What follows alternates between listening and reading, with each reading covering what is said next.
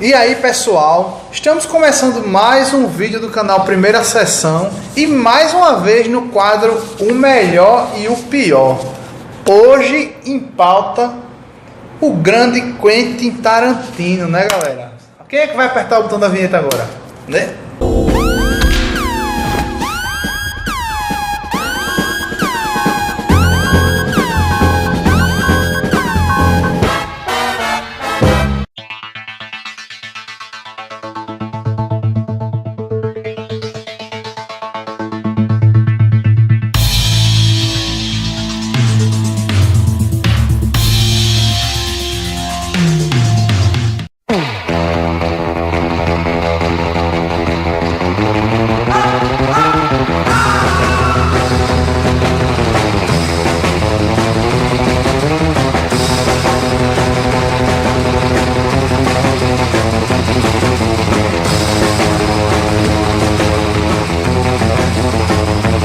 E bem, gente, hoje a gente vai aí desfiar o Quentin Tarantino, né, gente? Que é um diretor, lembrando que a gente só vai analisar, a gente só votou aí com o Quentin Tarantino diretor, né? Ele fez vários filmes aí como roteirista, como produtor, a gente ignorou.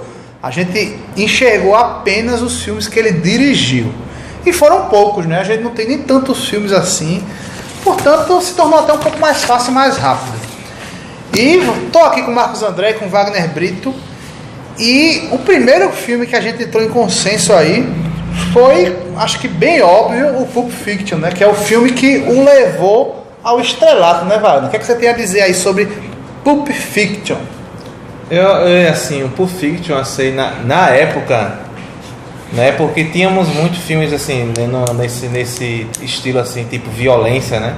Era mais feito na década de 70, né? Sabemos que Quentin Tarantino, para quem não sabe, o Quentin Tarantino é muito fã desses filmes da década de 70, né? Aqueles filmes que tem um policial, que tem violência e excesso. E Pulp Fiction, ele meio que retoma isso para si mesmo, mas sendo que... Ele ressuscitou, né? Ele juntou um grande elenco, né, na época, né? Nossa, ressuscitou John Travolta, que tava aí largado. Não fazia filme desde o que... Olha quem está falando. É verdade. E o roteiro, né? Realmente muito bom. Impressionante. Ótimos diálogos. Demais, né? O filme passou no Festival de Cannes aí, foi aplaudido de pé. Realmente, pra mim, foi um filme assim diferente na época, assim. É verdade. Realmente. E aí, Marcos? Eu gosto muito de Pulp Fiction. Eu creio que Pulp Fiction, apesar de ser um orçamento... É um exemplo de produção uma produção independente com um orçamento baixo. E você consegue fazer um grande filme, né? É interessante isso. Não contando apenas com bons atores, com um bom roteiro. Que roteiro o Quentin Tarantino tira de letra, né?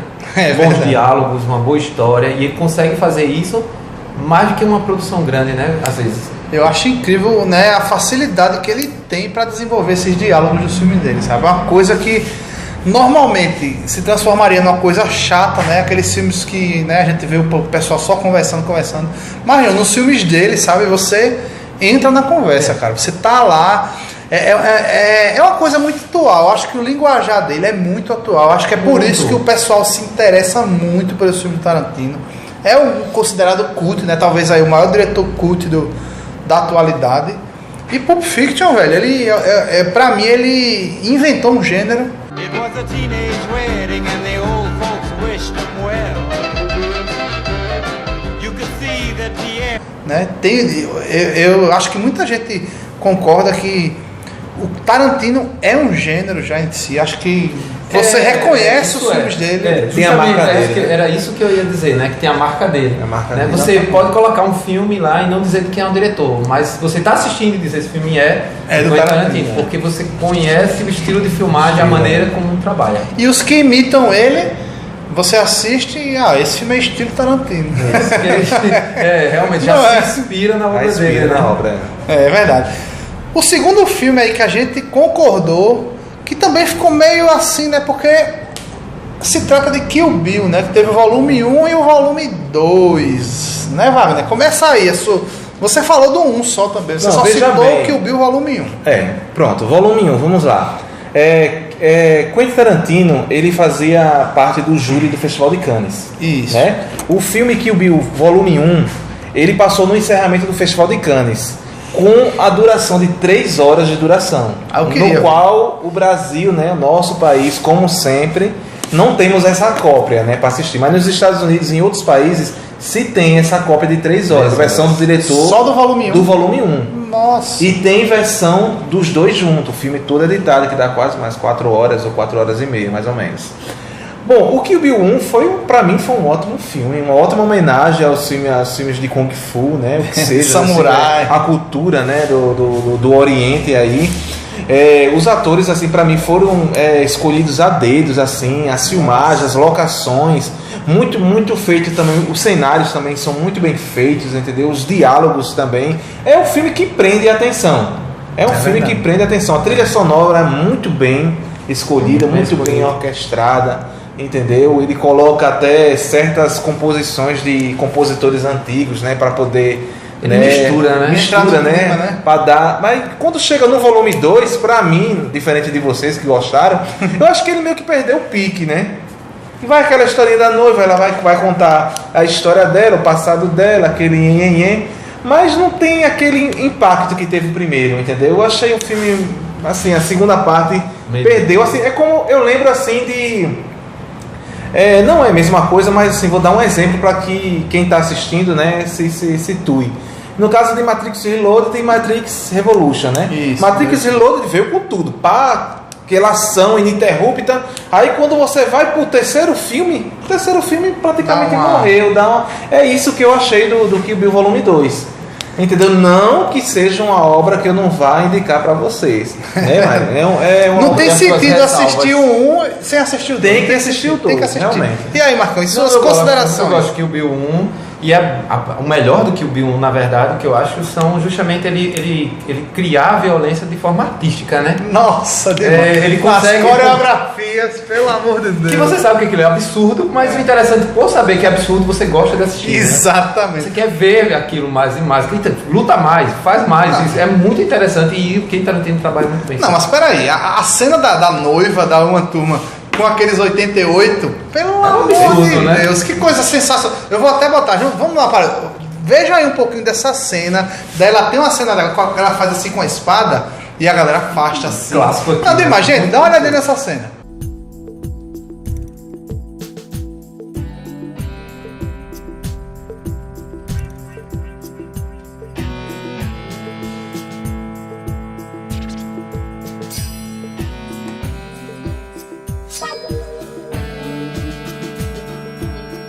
E aí, diga aí, é uma cena realmente espetacular, eu achei, sabe? Perfeito. E quase que você não vê edição, né? Assim. Como tem muito plano de sequência e tem algumas edições, é claro. Tem muito plano de sequência. Agora tem muita cena coreografada, né? Muito, mas muito bem coreografada. Muito bem coreografada. Vale se salientar. É verdade. Mas, bem, como esses dois foram os únicos que a gente concordou, que os três concordaram, né?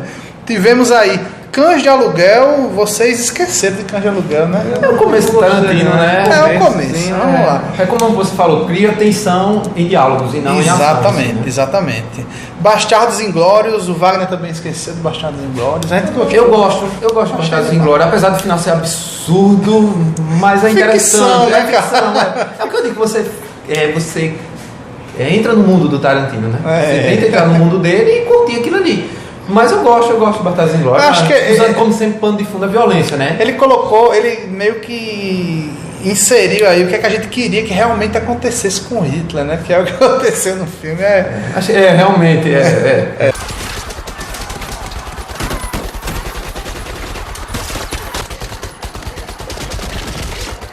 Agora, vocês gostaram, vocês colocaram aí na lista dos melhores.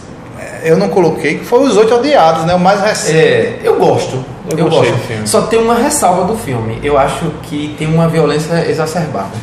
Eu acho que tem uma violência exagerada, sem necessidade muitas vezes, eu acho. Eu acho que ele quer impressionar, porque existe a violência, mas dentro do contexto do roteiro. E existe uma violência simplesmente para chocar. Aí às vezes eu acho que o Quentin Tarantino, pelo menos nos Oito Odiados, eu acho que ele quis chocar, mais de que inserir ela dentro do roteiro. Eu achei acho que achei violência gratuita, como diz aí. É verdade, é verdade. E tu, Wagner, e você? Mas vale se destacar, assim o filme foi bem feito, assim, o fato dele usar a câmera, né, de 70, né?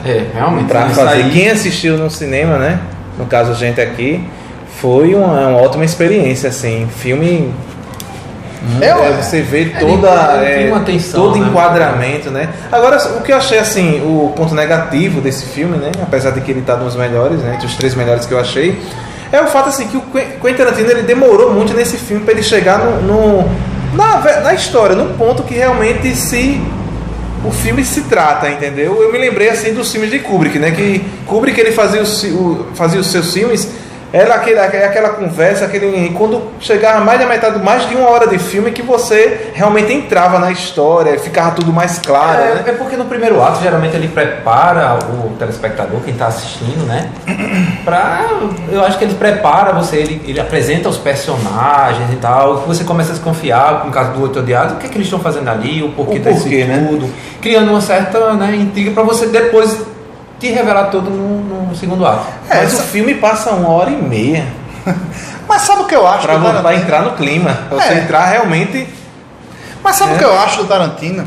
Eu acho que ele é um tipo de exibicionista, entendeu? Da mesma forma que ele teve essa dificuldade em dos Oito Odiados, no Kill Bill, ele não é característica dele finalizar uma história.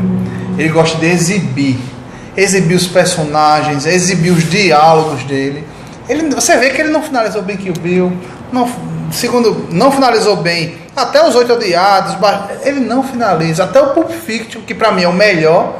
Você vê que é uma coisa que aquele monte de história que o filme exibe não termina. Tá ali, às vezes estão lá, eles continuam a vida deles.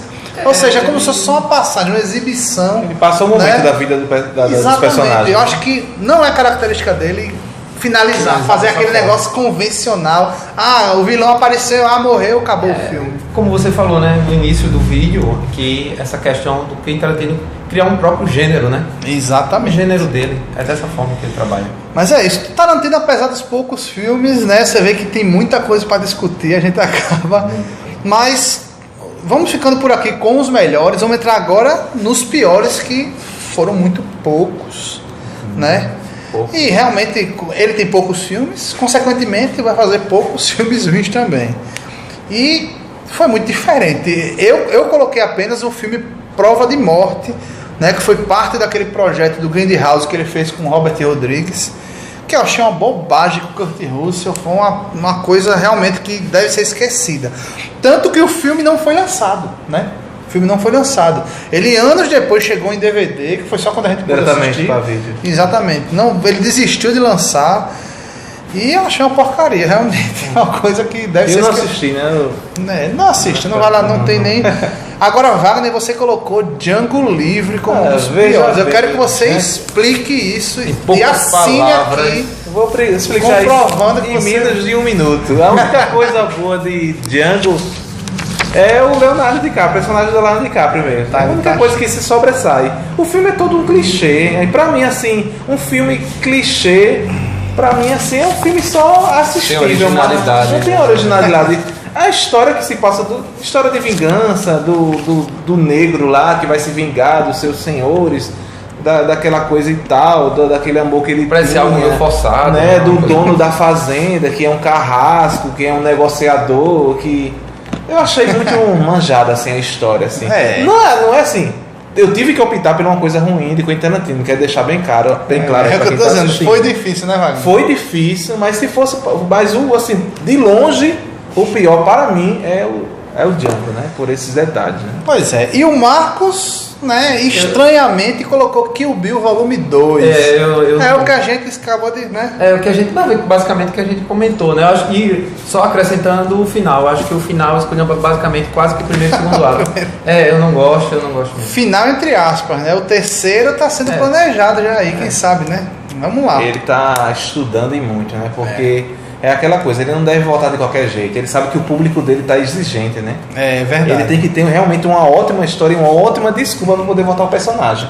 Porque até então tudo se fechou na parte 2, né? É verdade, é verdade. Fala-se da filhazinha, da que morre. Isso, né? A filha da noiva, né? Que ela vai chamada de voltar. o personagem dela, né? Esperamos, vamos esperar, né? Vamos ver o que E vai dar, né? alguma consideração a mais, gente, do Quentin Tarantino? O cara é monstro, pra mim é É um um monstro. monstro, a indicação dos filmes, da minha opinião, que eu vejo Pulp Fiction. Bem quem nunca justas, vi, quem nunca viu, Pulp Fiction, Bastardos Glórias, Inglórios, né? né? Kill Kill Bill, Bill, que já é bem famoso. Apesar E dos Os dois Outros ter Odiados decepcionado. é muito bom, muito violento Concordo. também, mas vale a pena. O Tarantino já tem uma história bem, né, Ele já considerável. tem a sua marca, né? Registrada é verdade. no cinema, já. Já é um ícone aí do cinema, não tem É um dúvidas. ícone, né?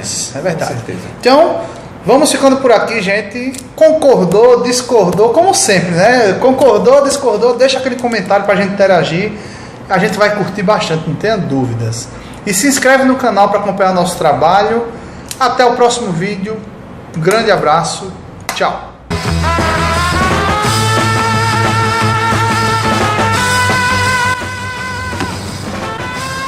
Gostei do Pantera. Ô, Lomos, viu? Eu quero editar isso.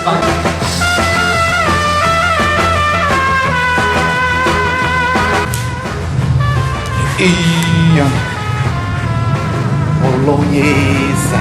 Aí tá fome da. Eu espero que venda aqui, viu?